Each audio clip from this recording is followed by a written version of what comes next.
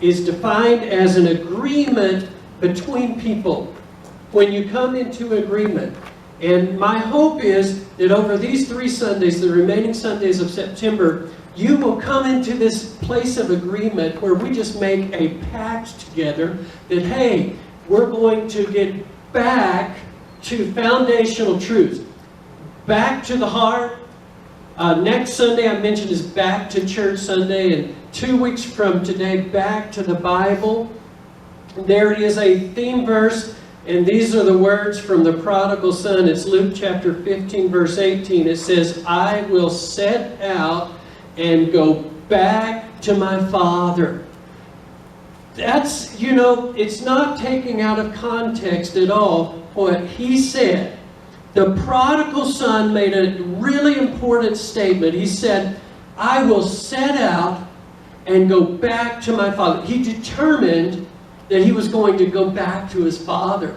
And that's my hope for everyone in this room today and over the next several weeks, that we will continually come back to the heart, back to church, back to the Bible, and back to many other foundational truths that I'll be sharing along the way.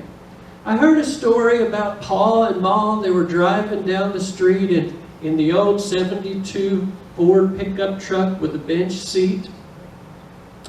And Ma was griping and she was complaining. She said, Paul, I remember when we used to just snuggle up when we drove in the pickup. We don't snuggle anymore. What's happened to us through the years? Why, we used to ride down the main strip and you would have your arm around me and I'd just be sitting up so close to you and we would just cuddle. Paul, you just don't want to cuddle anymore. What's wrong? And Paul listened for a little while and then finally he chimed in and he said, Ma, I didn't move anywhere. And here's the thing. God isn't the one who has moved.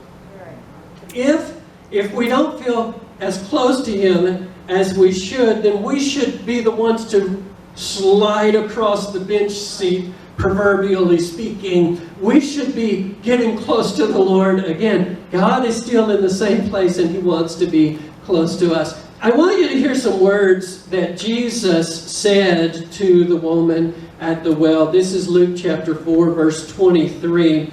And these words happened on the same day that Jesus sought her out and He healed her and He saved her.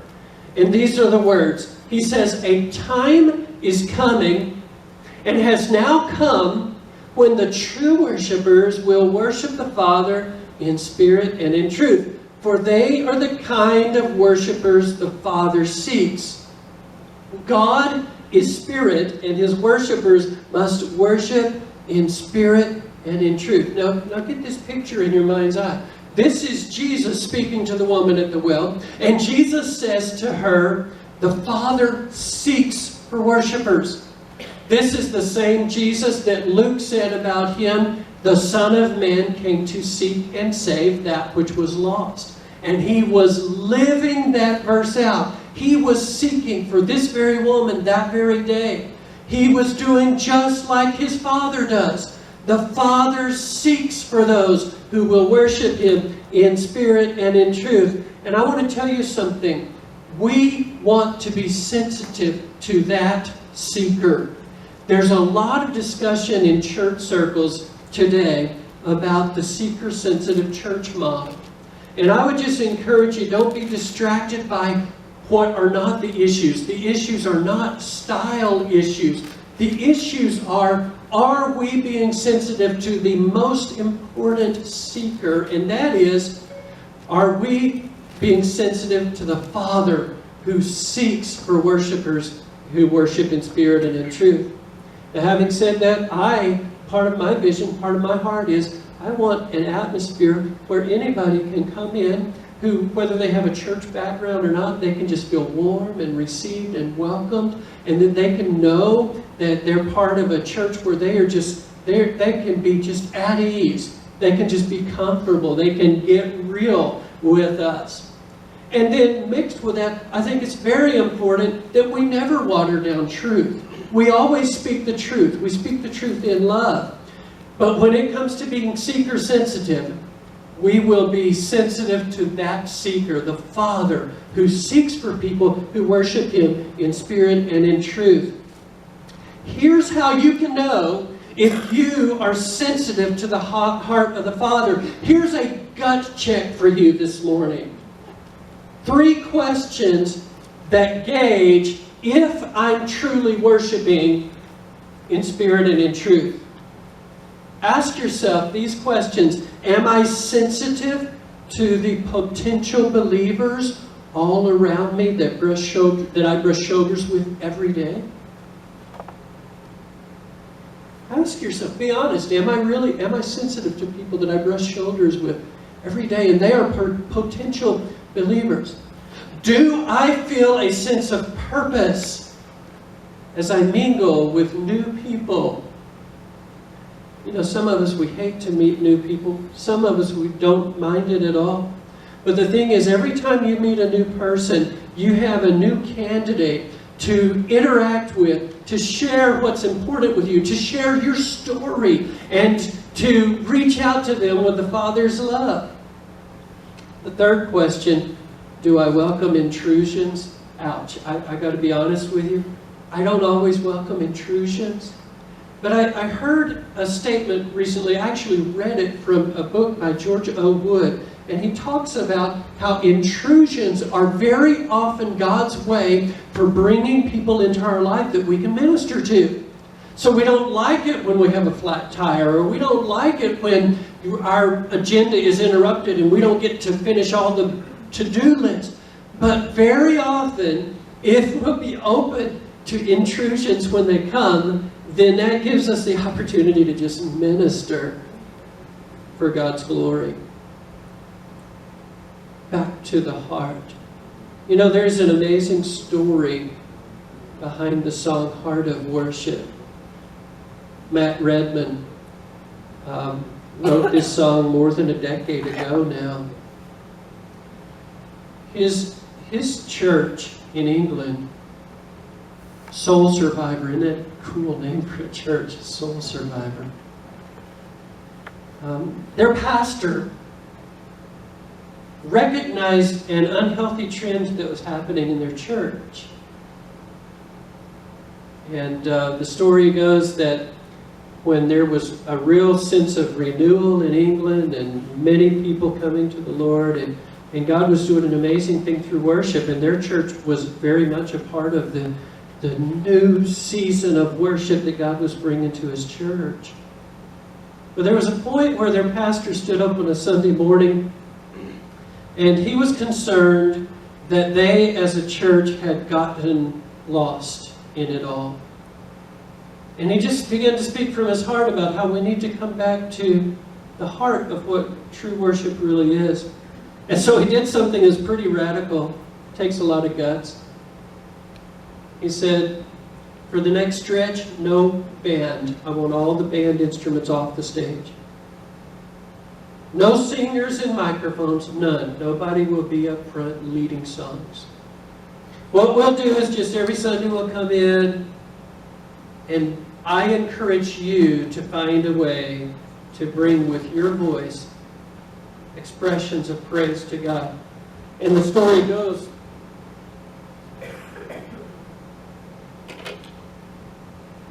the story goes that over the next 6 months they did not have any band at all.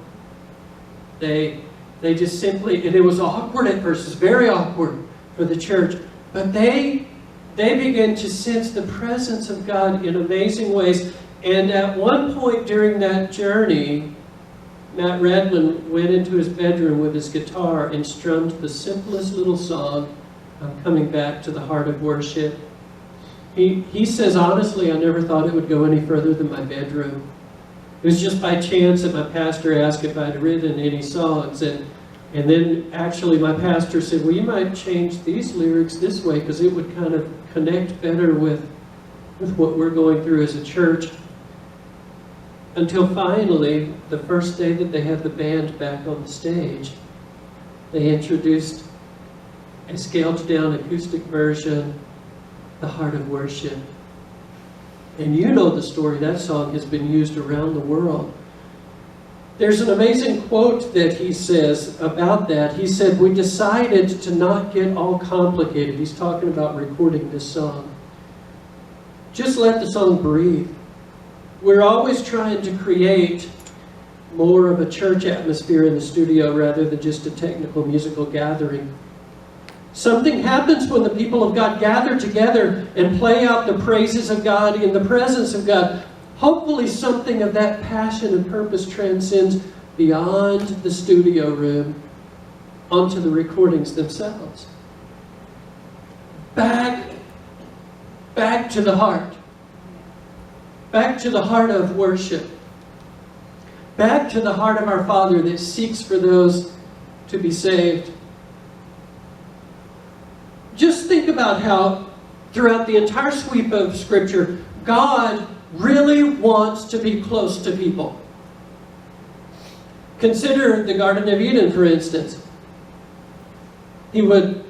Genesis says, he would walk with them through the garden in the cool of the evening.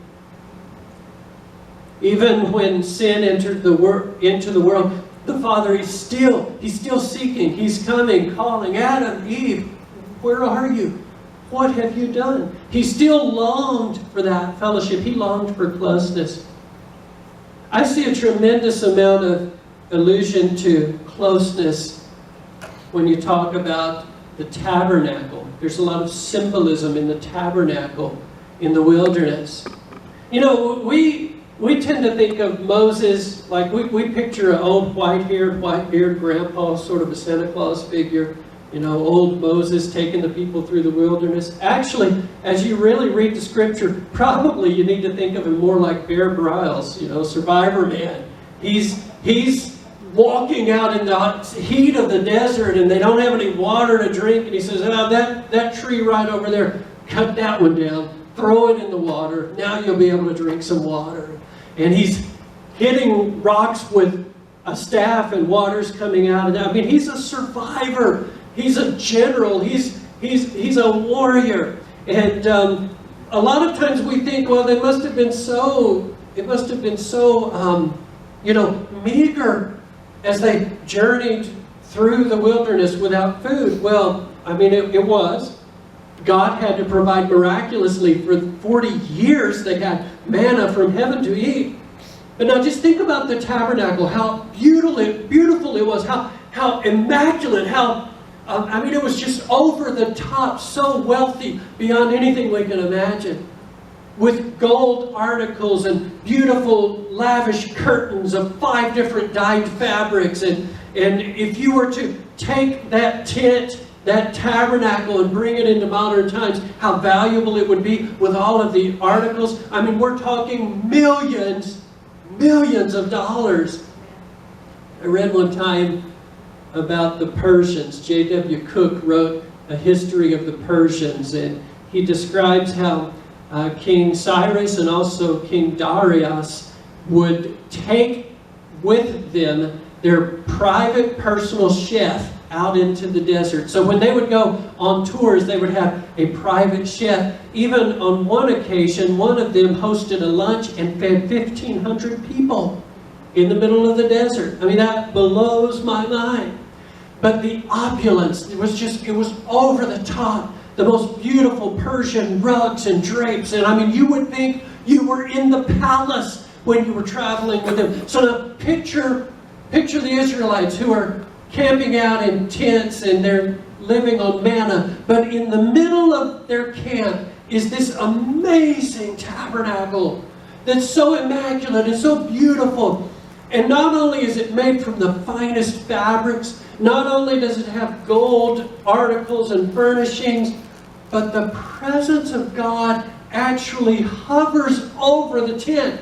And the way that the book of Exodus ends is with saying that there was a cloud every day hovering over the tent, and there was fire hovering over the tent every night, and that never changed for 40 years. They stayed camped if God stayed there, but if the fire and the cloud moved, then they knew it was time to break camp. It must have been spectacular. But think about what you have in the tabernacle. The Ark of the Covenant. It represented the very presence of God. God's presence was embodied there. And that lid, the ark with the lid that would close, and it was the mercy seat with angels above it. The very presence of God, the atonement seat. There was also the table of the showbread. You know what it was referred to by many of the Jewish people? It was the bread of the presence. Fresh, hot, baked bread every day. Except for on the Sabbath, they wouldn't make it that day. And it was hot, and the aroma must have been amazing. And they were to come in, and they would catch the aroma, and they knew that they were in the presence of God. Closeness can be seen in the temple, too. You remember when Solomon built the temple, and finally when it was dedicated, there was this amazing thing that happened. They prayed the dedication prayer, and it says the presence of God filled the temple in the same way that it had filled the tabernacle as they journeyed. Now that they're home in the promised land in Jerusalem, the very presence of God filled the temple, so much so that they couldn't even have the priests conduct their regular routine sacrifices. The mist, the cloud, the fire, the smoke, the presence of God filled the tabernacle, filled the temple. It's a theme all throughout the Bible. This morning, I want to talk about how God's presence embodies each one of us. This morning, I want us to look at the conversion of Lydia. It's a wonderful story. It brings us back to the heart of worship. So we're going to read Acts chapter 16, and just reading these 5 verses. I'm reading starting at verse 11 from Troas. Paul is speaking, actually what's happening, Luke is writing about Paul's ministry here. Acts chapter 16. Verse 11, from Troas we put out to sea and sailed straight for Samothrace. And the next day we went on to Neapolis. From there we traveled to Philippi, a Roman colony and the leading city of that district of Macedonia, and we stayed there several days. Now, what he's talking about, there was a little island out in the Aegean Sea called Samothrace. So it was common to journey one day, land at the island, stay overnight, and then journey the next day, and you would land in Macedonia. Verse 10, on the Sabbath, we went outside the city gate to the river, and where we expected to find a place of prayer. We sat down and began to speak to the women who had gathered there. Verse 14, one of those listening was a woman from the city of Thyatira named Lydia, a dealer in purple cloth. She was a worshiper of God. The Lord opened her heart to respond to Paul's message. When she and the members of her household were baptized, she invited us to her home. If you consider me a believer in the Lord, she said, come and stay at my house. And she persuaded us. This is an amazing encounter that happens. Acts chapter 16, the story of Lydia who comes to find the Lord. I'd like to talk with you for a couple of moments about God's back roads. Did you know that God uses back roads? Did you know that God doesn't punch in GPS and the quickest distance is from point A to point B is a straight line? He doesn't always do that. Sometimes God likes to take the back roads. And He will very often do that with us.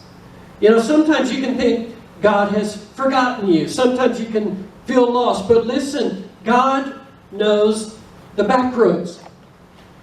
We're going to build this statement, a little phrase that I'm doing, just really a statement, but just one phrase at a time. And the first part is, led by the Lord. Led by the Lord.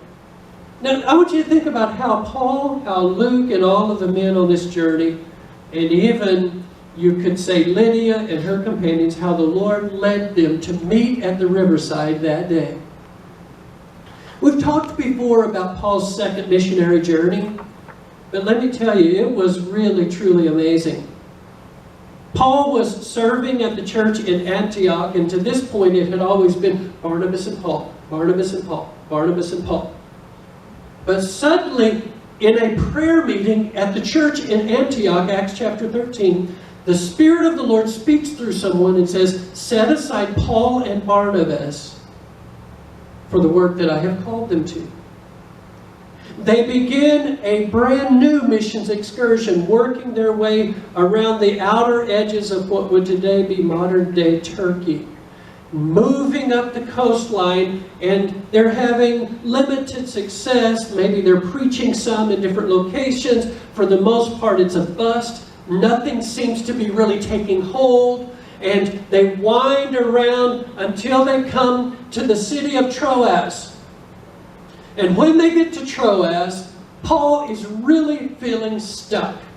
The missions team is feeling as though we're wasting our time, we're spinning our wheels, nothing's really happening. And it's in Troas that Paul is praying, God, what will be the next step? I know that you've called me, you've led me by your Spirit to go on this journey, but nothing good is happening. I'm stuck. Have any of you ever been stuck? And he's praying for guidance and direction. And he's thinking, maybe we'll turn back east and head towards Turkey, but it would be more back towards a city called Thyatira, which still exists today. Maybe there could be ministry there. Maybe we could go to Asia. That might be what God wants us to do. But the Spirit forbids them to go to Asia.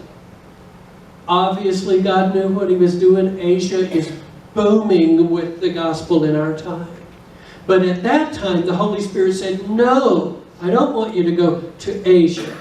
And in fact, there's a particular wording in Acts chapter 16 where it even talks about, it uses this phrase, the Spirit of Christ said no. Very unusual wording. We get the idea that the Holy Spirit is overseeing the whole thing, and that at some point Jesus Christ, the Son of God, the second person of the Trinity, co-equal with God, says, I'm saying no. But then in the middle of the night, Paul has a vision. And in the vision, he sees a man from Macedonia saying, come over and help. And he wakes up the next morning, he says, I've got it, guys. We're going across the sea the other way. I mean, I wonder what they're thinking. Wait, what? We're going across the sea? Yeah, we're going to Macedonia. They got in a boat that very day. And instead of heading back east, they go west to Macedonia, and they sail across to Samothrace. They stop at the island, and then the next day they land in the port city of what would be modern-day Europe. And now they begin ministering, and they come to Philippi. And at Philippi, we don't know exactly what the situation was. Did they not have enough male leaders to have a synagogue? Was it a smaller port city at that time, away from the port, more inland? What was going on? This lady that's named Lydia, she's a worshiper, but she has not accepted Jesus Christ. She has something in her heart that says, I want to love God. We don't know if this is a Jewish kind of a prayer gathering, or if maybe there's a couple of Christians, there's no church there. Nobody seems to know anything about Jesus Christ. Actually, most historians believe that Lydia was the first convert to Jesus Christ that happened in Europe. The first one. So, Paul and his entourage, they come into town, and there's no synagogue, and they decide, hey, let's go out to the river and find a place to pray. Maybe someone said, well, there's a few people, they go out to the river and they sit on the banks and they have, I don't know, some kind of prayer. You might try that. But anyway, they find her. Just think, they are led by the Lord. All the closed doors, closed door after closed door after closed door, and then boom, all of a sudden the door opens up and they walk through. And what a door it was. I heard a story about a man that had been stranded on an island. He lost his ship, is all beat up from the storm, crushed against the rocks. He barely made it to shore. Over time, he erected this primitive hut, and he kept collecting items as he kept going around the island, just trying to survive. He would put food supplies in his little hut, and he would collect items, and he'd think, I could use this for a tool. And over time, he had stashed up several different items in the hut, and he kept trying and trying to get saved. Nothing was working. He couldn't have a plan until one day there was this horrible storm, and lightning struck the island, and he turns around in his hut with all of his possessions struck by lightning, and now it's up in smoke. And it's just burning. And he gets so angry. He shakes his fist to the heavens. Why are you doing this to me? And he goes down to the lagoon and drops on the beach, and on his knees he's weeping and crying, saying, I've tried so hard, and now you failed me, God. Where are you? Why did you let this happen? That was my only supplies to live on.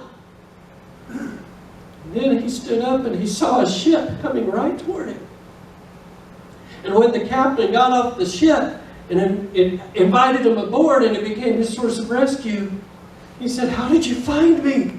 He said, well, that was a perfect idea you had, giving us that signal fire. It led us right to you. See, sometimes we can feel like God doesn't know what He's doing. We can feel lost. We can feel stuck. But maybe God is setting fire to all of your little possessions to rescue you, to save you. Amen. He is leading you. Paul was led by the Spirit. Then let's fill in this next part. Led by the Lord to an open heart. Led by the Lord to an open heart. One of those listening was a woman from the city of Thyatira named Lydia, a dealer in purple cloth. She was a worshiper of God. The Lord opened her heart to respond to Paul's message. She's a worshiper. Like I said, we don't know exactly what that means. But there was something in her heart that knew there was a God and was worshiping Him already. And she is also a very influential person. She's a successful businesswoman. You know, the city of Thyatira, where she was from, had this entire industry, a guild of artisans who used dye to make different colors in fabrics. And some people even say that Lydia was the consultant to go to a whole uncharted territory. We're sending you out across the sea from Thyatira, where Paul had thought about going, but now instead he goes the other direction, and that's where Lydia was. She's a successful businesswoman. You know, sometimes, I don't know if you're like me, I can get so tongue-tied when I start talking about the Lord to people. Do any of you suffer from this? I can talk about sports, I can talk about weather, I can talk about cars, but then when I start to talk about Jesus, my palms get sweaty. Anybody else like that? Boy, my mouth tastes like coffee. Always, if I'll just say a word, then it starts to flow. And don't think, well, I must be different because other people can witness. I could never do it. Yes, you can. And here's the thing that you need to know. We can get so tongue-tied talking to people, and it's not really even about us. That's right, amen. It is about Him. If He creates an opportunity for us to share, if He opens a window of opportunity, then we've got to go through. We've got to follow through and be obedient. So Paul was led by the Lord to an open heart, and here's the rest of it, for an amazing outcome. It was an amazing outcome. I mentioned that Lydia was a very influential person. She was already successful. All fabric. This was not a little thing. She's a seller of purple. What's that? No, let me tell you. This was the Gucci bag of the first century. This was a Rolex watch kind of a person. I mean, it took thousands of crustaceans to make even a couple of yards of fabric. And now here she is traveling for the Guild of Fabric Dyers from Thyatira. That's what they're famous for. I mean, you can just see her coming into town, building her clientele, and she's the one. She's the one who just happens to be at the river that day praying. And God sends Paul to her. It was an amazing, amazing thing. The first person saved in Europe. And even though Europe is a very cold place today, for centuries there were huge cathedrals built all across the continent because the church was so strong in Europe. And Lydia was the first one, the first convert. The irony is, she wasn't even from Europe. She was from across the Aegean Sea. She was from Thyatira. Now listen to this. We don't read anything about a church being planted in Thyatira. Paul never went there that we know. None of the apostles went to Thyatira that is recorded in history. Some people believe maybe Lydia herself went back home and started a church in Thyatira. But we know there was one there. Why? Because when John writes the book of the Revelation, one of the 7 churches that is addressed is the church in Thyatira. This was an amazing outcome. You never know who God will lead you to. You never know the encounter that God may have planned for you. I want to share with you what I call backdoor banter as I'm closing this morning. Backdoor banter. And my mom, just a little bit of a story behind that. My mom had a sign on the back porch next to the back door that said, "Backdoor friends are best." I always loved that. You know what I'm talking about? The kinds of friends that just, hey, come on in through the garage. Yeah, I know it's a little dirty. It's just, backdoor friends are best. And this is sort of my way, backdoor banter, sort of my way of saying, I want to bring this in sort of the back door. Or let me put it this way. Kind of like if we were just talking and I said, hey, just between me, you and the fence post. That sort of a feeling. Let me just share something with you. The lesson is never downplay where God has you, who He has you interacting with, and what He has you doing. Don't downplay that. Don't ever say, why do I work this lousy job? Oh, I hate this job. Why can't I have another job? God might have you there to meet your Lydia. Oh, I don't want to do this particular thing that's required of me. Why do I have to do this? Oh, I dread doing this. But God might have you on assignment. So never downplay where God has you, who He has you interacting with, and what He has you doing. Don't underestimate what God is up to. Your Creator is a masterful designer. He is way too meticulous to just leave things to happenstance. You're on assignment from Him, and every day you wake up is another chance to encounter someone to come back to God's heart. And that is to find the ones that His heart is seeking for. The Wright brothers, Orville and Wilbur, were quite amazing guys. You know, Wilbur, the older one, he felt called to ministry. He thought, but He was planning to go to Yale and he was going to become a minister. But in his early teenage years, he had an accident playing hockey in which all of his front teeth were knocked out. And in those days, you didn't just get, a new set. I mean, it was a devastating thing. He required surgery, serious surgery, to put his face back together. And during that time, he lost a lot of confidence and had no desire to be in front of people. And so Wilbur and Orville opened up this bicycle shop. And they were doing okay at it. They liked bicycles. People were really starting to get into cycling.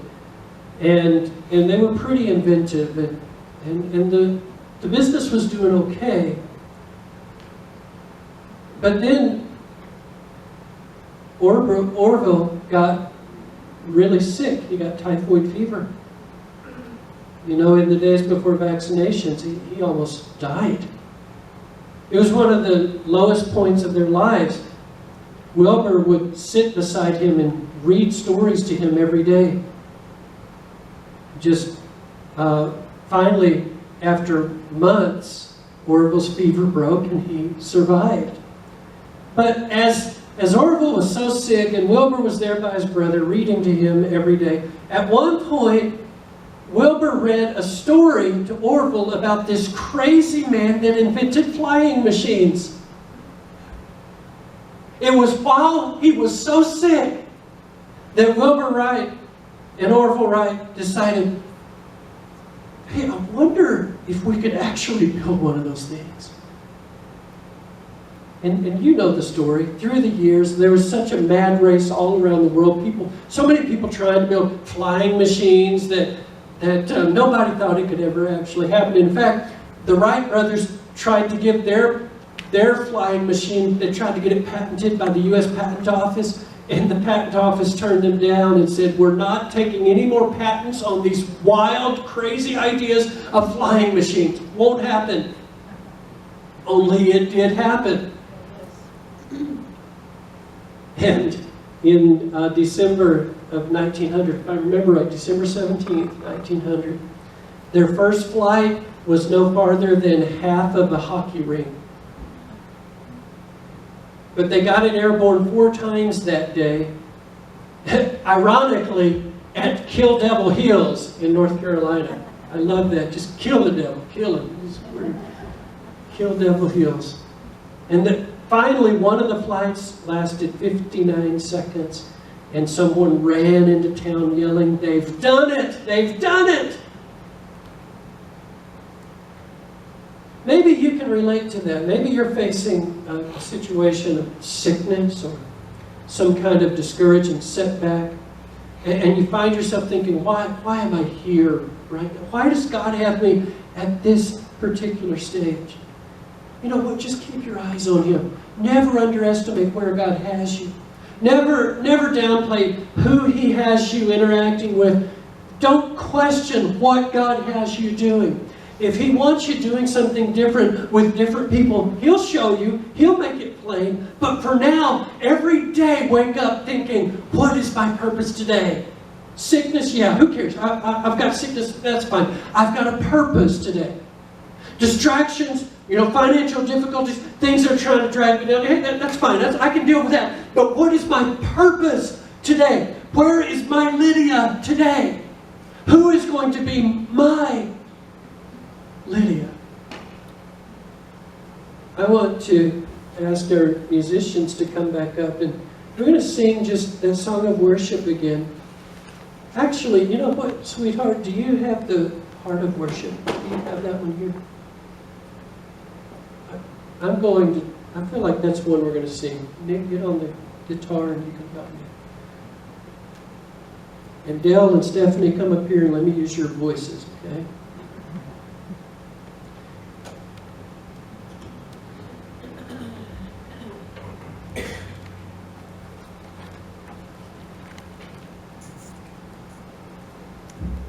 More than a song, for a song in itself is not what you have required. You search much deeper within. Through the way things appear, you're looking into my heart. I'm coming back to the heart of worship, and it's all about you. It's all about you, Jesus. I'm sorry, Lord, for the thing I've made it. When it's all about you, it's all about you, Jesus. King of endless worth, nothing could express how much you deserve. Though I'm weak and poor, all I have is yours, every single breath. And I'll bring you more than a song, for a song in itself is not what you have desired. You search much deeper within. Through the way things appear, you're looking into my heart. Let's all stand together, everyone, all over the room. Worship in your own way. I'm coming back to the heart of worship, and it's all about you. It's all about you, Jesus. I'm sorry, Lord, for the thing I've made it. When it's all about you, it's all about you, Jesus. I'm coming back to the heart of worship, and it's all about you. It's all about you, Jesus. I'm sorry, Lord, for the thing I've made it. When it's all about you, it's all about you, Jesus.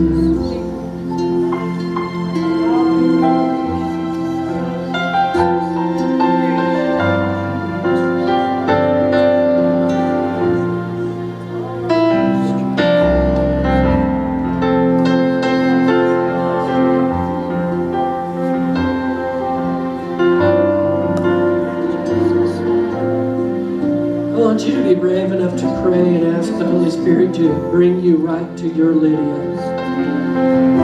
It could be a co-worker. You know, it could be your next door neighbor. I'm bold enough to just believe, you know, I'm radical enough to believe that if you will ask, oh, Holy Spirit, who are you leading me to? He'll start to talk to your heart in ways that we can't even begin to understand. He will begin to talk to your spirit. I have a feeling that you already know your Lydia.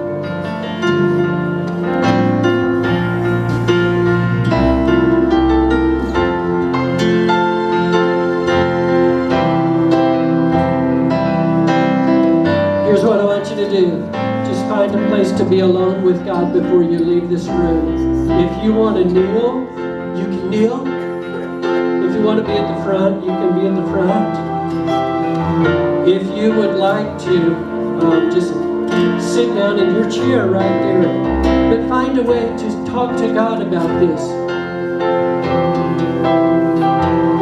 Don't allow your situation to make you feel stuck. Pray that God will lead you to your Lydia.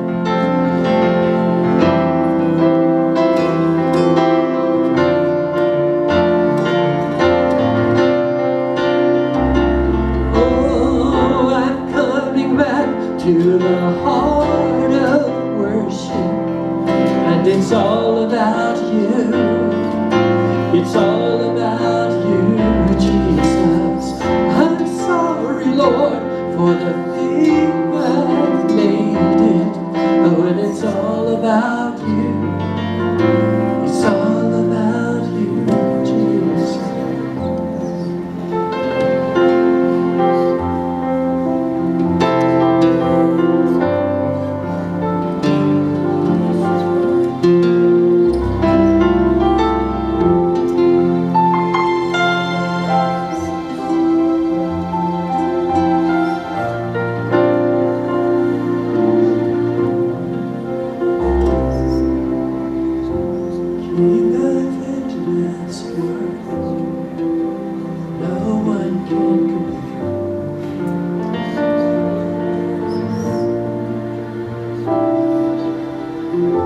And though I'm weak and poor, all I have is yours. Every single breath, I'll bring you a word and a song, for a song in itself is not what you have desired. You search much deeper within, through the way things appear. You're looking into my heart. I'm coming back to the heart of worship, and it's all about you. It's all about you, Jesus. I'm sorry, Lord, for the thing I made. When it's all about you, it's all about you, Jesus. I'm coming back to the heart of worship, and it's all about you. It's all about you, Jesus. I'm sorry, Lord, for the thing I've made it. When it's all about you, it's all about you, Jesus. It's all about your heart. It's all about your grace. It's all about your love. It's all about your mercy. It's all about redemption. It's all about your grace. It's all about you, Jesus. It's all about your faith. It's all about your healing. It's all about your mercy. Oh God, it's not about us, it's about them. It's all about them, Lord. But ultimately, Lord, it's all about you, Jesus.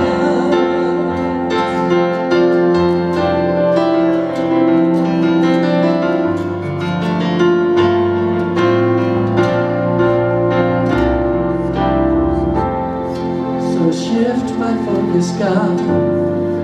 Shift my focus, Lord. It's all about you, Jesus. Shift my focus, God. Shift my focus, Lord. It's all about you, Jesus. And shift my focus, God. Shift my focus, Lord.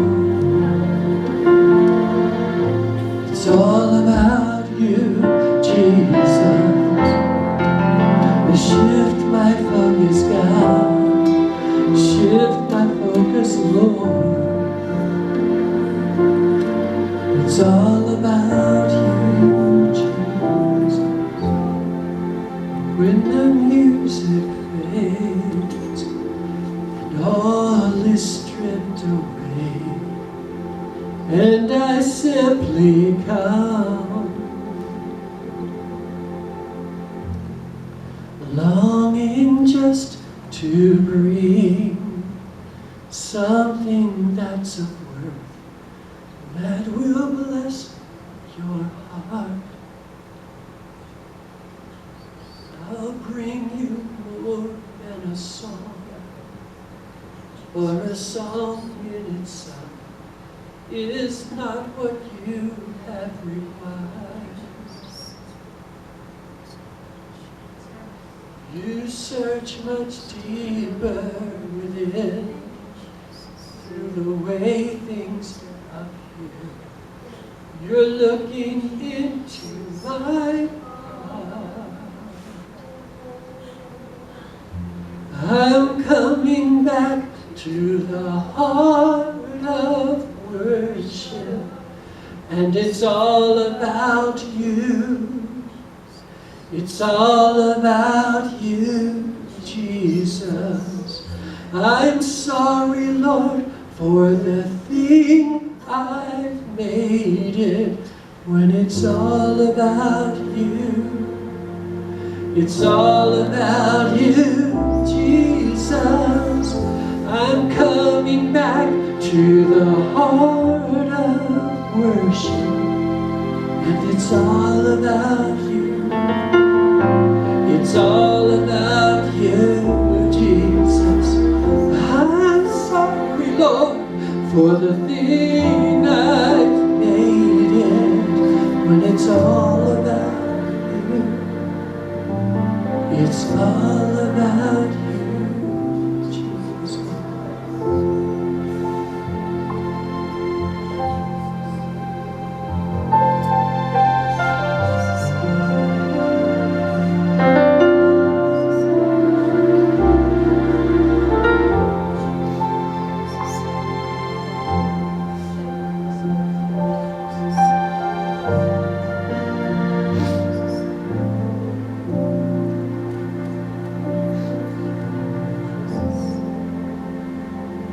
Don't forget, right after church, if you are one of the greeters and